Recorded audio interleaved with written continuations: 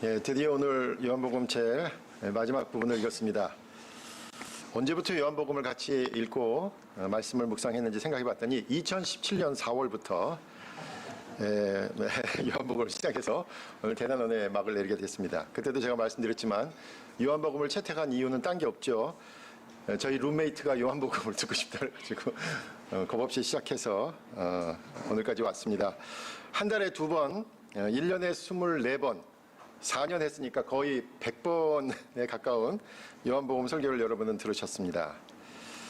그래서 그런지 오늘 책거리를 해서 그런지 오늘 성찬식도 있고 뭐 풍성해요. 우리 바자회도 있고 어쨌든 맞는 것 같습니다. 다음번 설교는 뭘 할 것이냐? 성경이 무궁무진하기 때문에 여러분 걱정 안 하셔도 됩니다. 그래서 다음번에는 옥중서신으로 넘어가서 바울 사도의 옥중서신인데 특별히 빌립보서부터 시작해 보려고 합니다. 오늘 우리가 읽은 요한복음의 마지막 부분에는 바로 이 복음을 기록한 요한에 대한 이야기가 나오고 있습니다. 요한은 주님의 사랑을 받는 제자였습니다. 다시 말해 요한은 예수님을 가장 가까이에서 따르던 사람이었습니다. 오늘 본문은 바로 주님의 사랑을 받았던 제자이며 아마도 가장 마지막까지 살았던 제자의 사역과 그 최후에 대한 이야기를 전해주고 있습니다. 오늘 본문을 구체적으로 살펴보면 그런데 사실 요한과 예수님의 이야기로 진행되고 있질 않아요. 오늘 본문 가만 보면 베드로하고 예수님 사이에 예수님께서 베드로에게 나를 사랑하냐고 3번이나 질문하셨고 또 베드로가 거기에 대해서 대답한 그 상황 가운데서 베드로하고 예수님이 이야기하다가 요한을 언급하는 형식으로 나옵니다.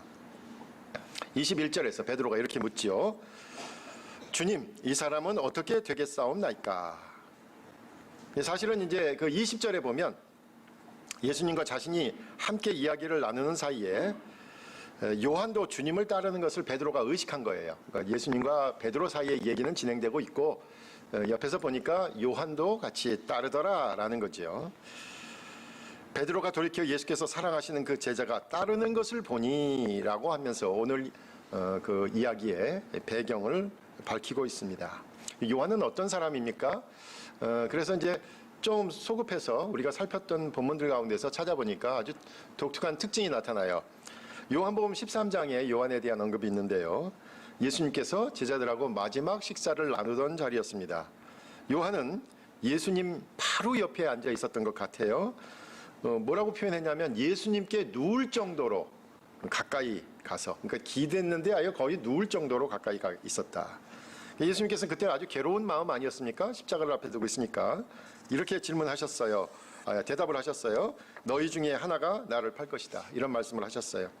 식사하시면서 너희 중에 하나가 나를 팔 것이다. 이렇게 말씀하셨어요. 그랬더니 베드로가 눈짓으로 예수님 바로 옆에 가까이 있는 게 요한이니까 요한에게 눈짓을 한 거예요. 머리로 요한에게 신호를 보냅니다. 물어봐라. 예수님 도대체 누구를 말씀하시는 거냐? 누가 파느냐? 요한에게 물어보라라고 머리짓을 합니다. 그러니까 이렇게 되죠. 구도가 예수님과 베드로 사이에 요한이 더 가까이 있었던 거예요. 그러니까 이제 요한이 예수님께 물은 거예요. 그가 누구니까? 그걸 물은 사람은 바로 요한이었습니다. 그 식사가 끝나고 나서 예수님과 제자들은 기도하러 갔고요. 예수님께서 체포되니까 모든 제자들은 뿔뿔이 흩어졌습니다. 베드로도 대제사장 집 안뜰까지 갔지만 그도 거기서 여자아이의 질문에 예수님을 부정하고 저주하며 도망갔습니다.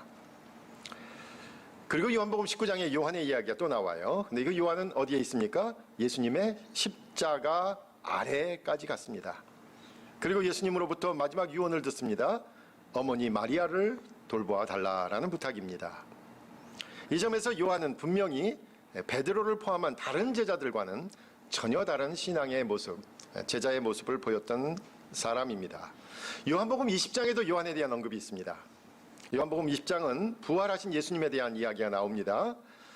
제일 처음에 무덤이 비었다는 것을 알았던 사람은 여인이었습니다. 막달라 마리아였죠. 그래서 막달라 마리아가 제자들에게 가서 이야기합니다. 예수님의 무덤이 비었다라고 얘기하니까 제자 둘이 그 사실을 확인하러 예수님의 무덤에 갑니다. 근데 아마도 베드로보다 요한이 젊어서 그랬는지 베드로보다 요한이 뛰어가죠. 달려가서 예수님의 무덤이 빈 사실을 요한이 알아냅니다. 그러니까 무척 동작이 빠르고 예수님의 빈 무덤도 베드로보다 먼저 확인한 사람은 요한이다라고 언급하고 있습니다. 오늘 우리가 본문을 읽고 있는 요한복음 21장에도 이제 요한이 등장하는데 오늘 본문 바로 앞에 등장합니다. 디베리아 호숫가, 이 갈릴리 호숫가에서 7명의 제자들이 물고기를 잡으러 갔다가 밤새도록 물고기를 잡지만 한 마리도 잡지 못하지요. 이때 예수님께서 나타나셔서 오른편에 던져라 라고 말씀하셨고 엄청난 양의 물고기 153마리를 잡았는데 이때 예수님을 제일 먼저 알아본 사람이 요한이었습니다. 그리고 오늘 본문에서 베드로와 예수님의 대화하고 있을 때 요한도 같이 따르고 있었다라고 확인하고 있는 것입니다. 요한복음 전체에서 베드로가 예수님과 등장하는 곳에는 반드시 요한이 등장하는데 베드로와 예수님 사이에서 어쩌면 베드로보다도 더 가까이 예수님께 간 사람이고 동작에 있어서도 더 빨리 예수님께 간 사람이고 그만큼 더 철저히 예수님을 따른 제자였습니다. 그런 점에서 베드로가 요한에 대한 주님의 계획이 무엇인지 관심을 갖는 것은 당연한 것으로 보입니다. 또 한편으로 베드로는 늘 자신과 예수님 사이에 더 주님께 가까이 가고 더 주님께 빠르게 가고 더 주님을 철저히 따르는 요한을 보면서 자신과 비교하는 마음이 생겼을 겁니다. 어쩌면 베드로에게는 열등감이 작용할 수도 있겠지요. 주님을 따르는 일, 주님의 제자가 되고자 하는 마음, 선한 일을 도모하면서 자기도 모르는 사이에 서로 비교하는 모습, 그리고 그 사람이 더 주님께 가까이 가 있는 모습에 시기도 생길 수 있고 불편한 마음이 생길 수도 있을 겁니다. 처음에는 바로 그 요한에 대한 관심에서 생겼을 겁니다. 그리고 처음에는 젊으니까 요한을 배려했겠지요. 그러던 것이 시간이 가면서 아니 이제 그 사람과 예수님과의 관계는 어떨까 이렇게 궁금해졌던 거죠. 이렇게 요한에 대해서 궁금함을 이기지 못한 베드로가 이 사람은 어떻게 되겠사옵나이까 라고 예수님께 물었던 것이고요. 근데 예수님께서는 이렇게 대답하셨어요. 내가 올 때까지 그를 머물게 하고자 할지라도 내게 무슨 상관이냐. 대답을 하신 게 아니라 질문이 잘못됐다라고 지적하시고 계신 겁니다. 관심을 끄라는 거죠.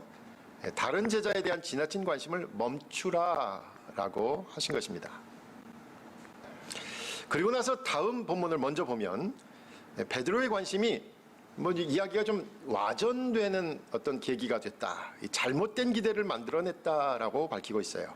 23절에 보면 이 말씀이 형제들에게 나가서 그 제자는 죽지 아니하겠다라는 말로 전해졌다는 겁니다.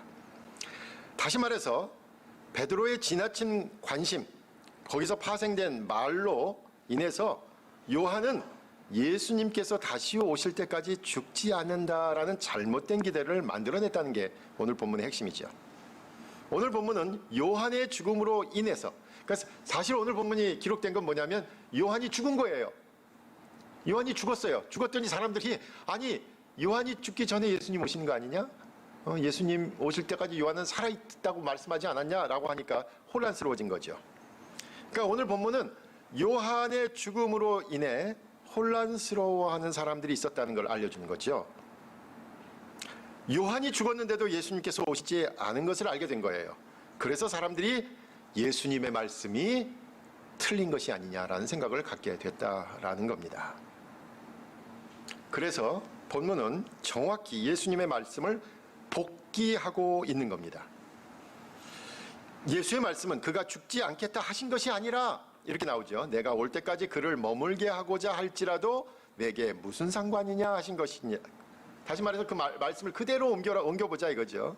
정확히 예수님이 무슨 말씀을 하신 것인지 팩트를 체크하고 있는 거예요. 베드로의 지나친 관심이 잘못된 기대를 만들었고 결국은 더 나아가 예수님의 말씀이 틀렸다는 것으로 해석될 여지를 만들었다는 겁니다. 흔히 요즘 말하는 전언이 잘못됐다는 얘기예요. 전언. 왜 본인 말을 안 듣고 남의 틀린 얘기 갖고 이렇게 왈가왈부 하느냐 이거지요. 다른 성도, 다른 제자, 다른 사역자의 일에 지나치게 관심을 갖고 그 사람에 대한 이야기를 전달하면서 결국은 신앙 공동체를 혼란에 빠뜨릴 수 있게 만든다라는 겁니다.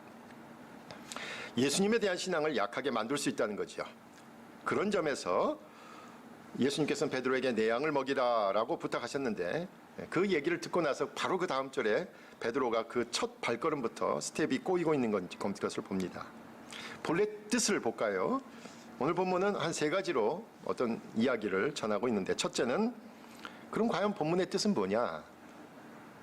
뭐 딴 사람에게 대해서 관심 갖지 마라, 뭐 이런 게 본문의 핵심은 아닌 것 같아요. 예수님의 말씀을 가만 듣고 있으면 정확하게 어떤 의미냐면 이런 의미인 거죠. 주님의 의지에 순종하라 이거예요. 주님의 의지에 순종하라. 나를 따르라, 나를 따르라라고 예수님께서 말씀을 하고 계십니다. 오늘 본문 바로 앞에서 베드로에게 예수님께서는 양을 치라, 양을 먹이라 뭐 이렇게 말씀하시면서 나를 따르라라고 말씀하셨어요.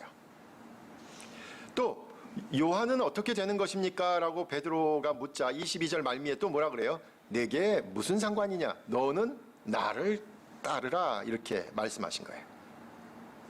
그 분명하게 예수님께서 너는 나를 따르라라고 베드로에게 재차 앞뒤로 얘기하고 계십니다. 그렇다면 나를 따르는 것, 주님을 따르는 것은 무엇인가에 대한 이야기를 하고 계시는 것이죠. 주님을 따른다고 하는 것은 자신에 대한 평가나 특별히 남에 대한 평가가 중요한 것이 아니라는 겁니다. 바로 앞에 문장 구조는 어떻게 되어 있습니까? 나를 따르라. 그 바로 앞에 예수님께서 이렇게 얘기하시죠. 내가 올 때까지 그를 머물게 하고자 할지라도, 내가 그렇게 할지라도, 주님께서 그렇게 할지라도 라는 표현, 결국 주님의 의지가 중요하다는 거예요. 내가 그렇게 할지라도 라는 표현이 중요한 것이지요. 주님을 따르는 것은 주님의 의지에 관심을 갖고 주님의 의지를 따르고 그 주님의 의지에 순종하는 것입니다. 그 말은 결국 주님의 의지, 주님께서 맡으신 사역에 집중하라라는 것입니다. 그리고 나머지 주변 사람들과 주님의 일의 경과는 주님께 맡겨라. 주님께 맡겨라. 오늘 찬양도 그 찬양을 했잖아요. 결국 주님께 맡겨라라는 것입니다. 나머지 주변 사람들과 주님의 일의 경과는 주님께 맡기라는 것입니다. 자신에게 맡겨진 주님의 일에 집중하면서 나머지는 주님의 의지에 맡기는 것이며 결국 주님의 의지에 순종하는 것, 이것이 필요하다라는 것입니다. 물론 우리가 서로에 대한 관심은 신앙 공동체에서 중요합니다. 그러나 그 일이 지나쳐서 공동체 안에 잘못된 정보를 만들어내거나 잘못된 기대나 잘못된 판단으로 이룰 수 있다는 점 늘 기억해야 합니다. 때로는 그 사람이 다른 사람들보다 뒤처져 있는 것 같아서, 또는 그 사람이 다른 사람들보다 너무 앞서가는 것 같아서, 또는 그 사람이 전체와는 좀 다른 길을 가는 것 같아요. 그렇지만 오늘 주님께서 뭐라 그러십니까? 끝까지 지켜봐라. 끝까지 지켜봐라.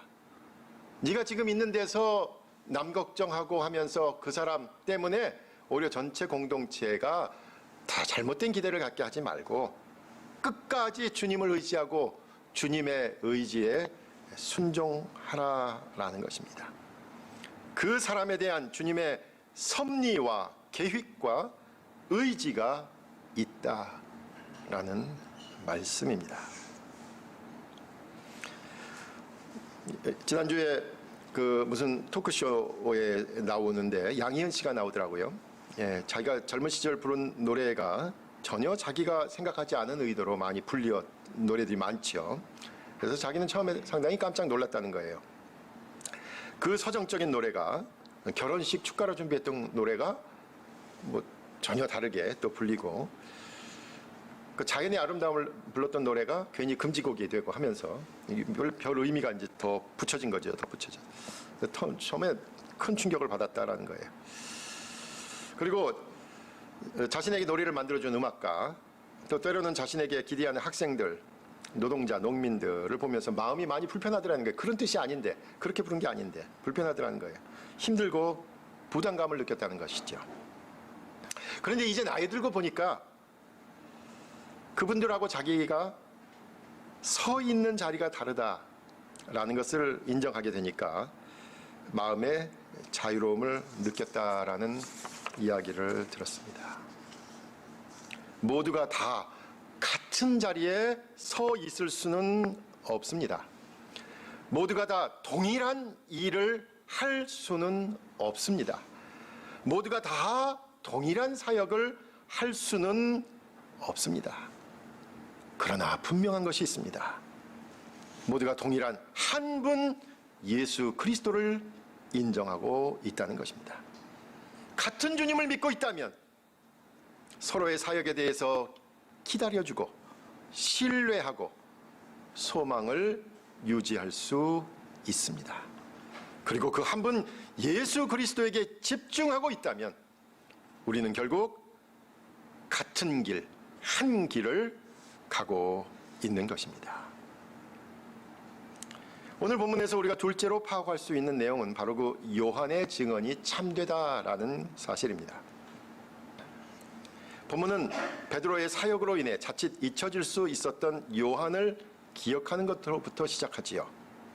앞에서 언급한 것처럼 베드로가 예수님과 함께 등장하는 곳에는 반드시 요한이 있었고 그것도 베드로보다 더 가까이, 더 빨리, 더 철저히 예수님께로 향한 제자임을 상기시키면서 바로 그 주님의 사랑을 받는 요한이 본문을 기록했다라고 밝힙니다.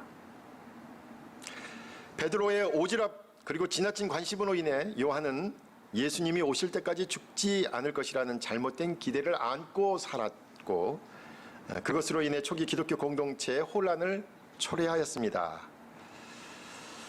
그런데 초기 기독교 공동체의 혼란은 단순히 요한이 죽지 않는다, 그만큼 오래 살 것이다 라는 정보로만 끝나는 것이 아니죠. 예수님이 오실 때까지 요한이 살 것이다 라는 얘기의 핵심은 무엇일까요? 예수님께서 곧 오신다라는 것 아니겠어요? 그러니까 사람들은 요한을 볼 때마다, 요한의 말씀을 들을 때마다, 요한을 바라볼 때마다 이야기를 했을 거예요. 그것은 요한에 대한 이야기가 아니에요. 예수님께서 곧 오시리라는 이야기를 했다는 거예요. 요한을 생각하면 예수님께서 곧 오실 것을 기대하게 된 거지요. 요한을 보면서 이 베드로의 이야기를 들은 사람들은 예수님이 오실 날이 머지 않았다라고 기대하였다라는 겁니다. 잘못된 기대이긴 하지만 사람들은 요한이 나이를 듭니다. 하루하루 늙어가는 모습을 보면서 요한의 마지막 모습을 보면서 이제 예수님께서 곧 오시겠구나 라고 기대를 했던 것이죠. 그렇다면 요한의 삶은 그 최후의 이야기, 예수님이 곧 오실 것이다, 요한이 살아있을 때 오실 것이다 라는 이야기는 결정적으로 예수님의 재림에 대한 전망을 밝혀준 것이고 그 영향을 준 것입니다. 요한의 인생 자체가 예수님의 재림이 임박했다는 것을 알리는 신호였던 것이지요. 요한은 젊어서는 예수님께 가까이 갔던 사람입니다. 십자가 아래까지 가서 예수님의 유언을 받은 사람입니다. 그리고 이제 나이가 들어서는 예수님의 재림의 때를 알리는 기준점이 되는 사람이에요.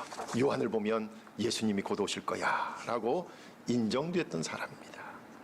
바로 그 분명한 제자, 가장 가까이에서 예수님을 모시고 또 주님의 뜻을 가장 잘 알고 이제 예수님께서 언제 오실지도 이 사람을 보면 알게 되는 바로 그 제자 요한이 오늘의 이 복음을 기록했다라는 것이죠. 그래서 요한의 이 기록은 참이고 사실이고 분명한 진리라고 할 수 있습니다. 무엇보다도 그는 늘 묘사되기를 주님의 사랑을 받는 제자였기 때문입니다. 요한복음에는 특별히 증언에 대해서 아주 민감하게 이야기를 하고 있었습니다. 5장 31절에서 이렇게 예수님께서 표현하셨어요. 내가 만일 나를 위하여 증언하면 내 증언은 참되지 아니하되. 자기가 자기에서 얘기하는 것을 어떻게 받아들일 수 있겠느냐? 자기 혼자 얘기다 이렇게 얘기하는 거죠. 다른 이의 증언이 필요하다라고 얘기하고 있어요. 실제로 요한복음 8장 13절과 14절에서 바리새인들이 이래요. 내가 너를 위하여 증언하니, 그러니까 네가 니를 위해서 증언하니까 내 증언은 참되지 아니하도다. 예수님에게 너 스스로 하는 얘기다라고 얘기하지요. 그런 요한복음 5장과 8장의 그 내용을 살펴보면 또 다른 증언자를 대라고 요구하는 바리새인들이나 주변 사람들이나 예수님 스스로에게 있어서도 다른 증언자가 필요하다라는 걸 알 수 있었어요. 그래서 여기서 중요한 다른 증언자를 대는 거예요. 요한복음 전체를 통해서 예수님에 대한 이야기는 스스로의 증언으로만 객관적이거나 법적인 효력이 없지만 이제 다른 증언자, 바로 요한이 있다. 그리고 그 사랑하는 제자 요한이 이제 증언한 것이다 라고 결론을 내리고 있는 것입니다. 물론 오늘 본문 24장과 25장을 읽으면 이거 요한이 한 말은 아니죠. 왜냐하면 요한에 대해서 얘기를 하니까요. 24절 25절 보면 문장의 그 주어가 다 복수형으로 돼 있어요. 우리라고 돼 있어요. 그러니까 이건 요한이 기록한 건 아니에요. 이 대목은. 그렇죠? 아마 뒤에 첨가된 부분일 겁니다. 학자들은 아마 에베소의 교인들이 이렇게 첨가한 것이다라고 생각합니다.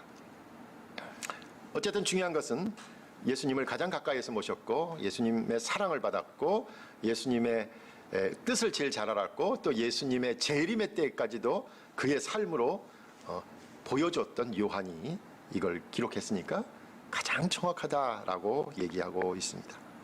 예수님에 대한 요한의 증언은 그의 모든 행적을 통해 보건대 틀림이 없는 사실이며 진리입니다. 주님과 늘 가까이에 함께했고 무엇보다도 주님의 사랑을 받는 제자였기 때문에 예수님에 대한 그의 증언은 참되며 사실이며 진리입니다. 그래서 우리가 함께 읽은 요한복음은 진리입니다. 제가 예수님의 의지에 순종하자라고 말씀드렸고 또 제가 발견한 것은 요한의 증언이 참되다라는 것이고 그래서 이제 요한복음을 마지막으로 끝까지 읽은 저와 여러분은 그래서 요한처럼 증언하자라고 결론으로 말씀드립니다. 예수 그리스도에 대한 이야기를 하자라는 것입니다. 어떤 증언을 할 수 있을까요? 요한복음 전체를 얘기하면 되겠는데 그렇게는 힘들잖아요. 그럼 적어도 요한복음 전체의 주제가 뭐냐 그 얘기를 하자 하면 저희들이 요한복음을 공부한 목적이 될 것입니다. 21장 전에 20장에 이미 결론처럼 요한복음의 목적을 밝힌 부분이 있죠. 제일 마지막 30절과 31절에 이렇게 기록되어 있습니다. 예수님께 제자들 앞에서 이 책에 기록되지 아니한 다른 표적도 많이 행하셨으나 오직 이것을 기록함은 너희로 예수께서 하나님의 아들 그리스도이심을 믿게 하려 함이요 또 너희로 믿고 그 이름을 힘입어 생명을 얻게 하려 함이니라. 이 말씀에 따르면 두 가지 목적이 있습니다. 예수님께서 하나님의 아들이심을 밝히는 것이고요. 또 다른 하나는 그 사실을 믿고 생명을 얻게 하는 것입니다. 그렇다면 먼저 요한복음을 함께 읽은 저와 여러분이 전할 증언의 내용은 바로 예수님께서 하나님의 아들 그리스도시다라는 사실을 말하는 것입니다. 예수님께서 하나님의 아들 그리스도시다. 이 명제 자체를 말하는 것이 아주 중요합니다. 그리고 나서 조금씩 예수님께서 하나님의 아들이심에 대한 내용을 열거하면 되겠죠. 성경에 나오는 예수님에 대한 이야기를 전하는 것입니다. 구약의 예언, 신약의 복음서, 이후 사도들의 증언을 인용하면 될 것입니다. 성경 자체를 이야기하는 것, 그 말씀을 하면 됩니다. 그렇게 해서 결국은 예수님은 하나님의 아들 그리스도시다라고 증언하는 것입니다.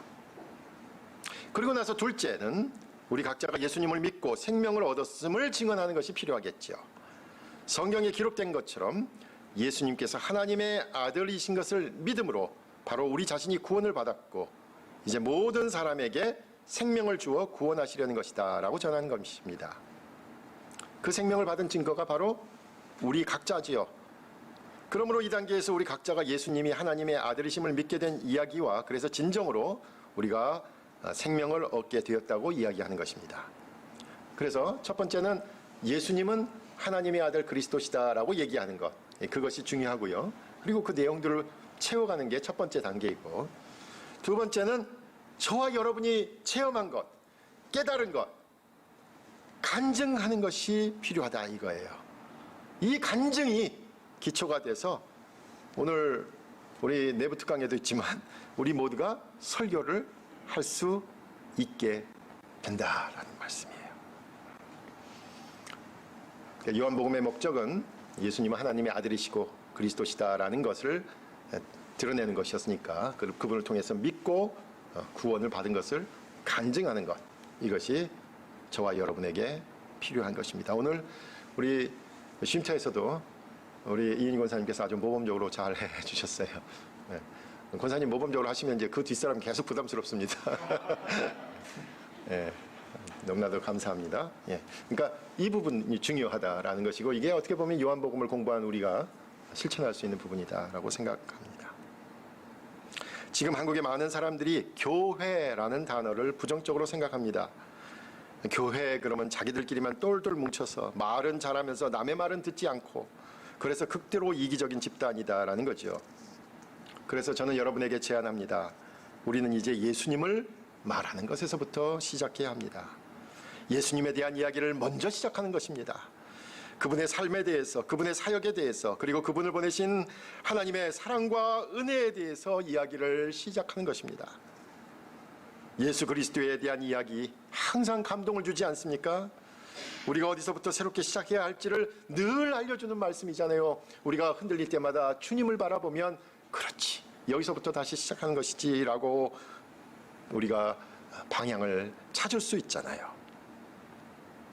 지금은 어느 때보다도 외면하고 싶고 떠올리고 싶지 않고 말하고 싶지 않은 그 교회라는 단어를 화두로 던지신 분이 바로 예수님을 기억하면서 지금은 예수님에 대하여 이야기하는 것으로부터 시작하자라는 것입니다.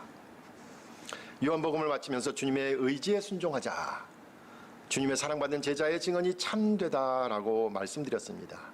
이제 저와 여러분이 예수님이 하나님의 아들 그리스도임을 이야기하고 우리의 삶을 통해서 예수님을 증언하면서 그분을 통한 하나님의 사랑과 은혜를 전하는 우리 모두가 되시길 간절히 부탁드립니다.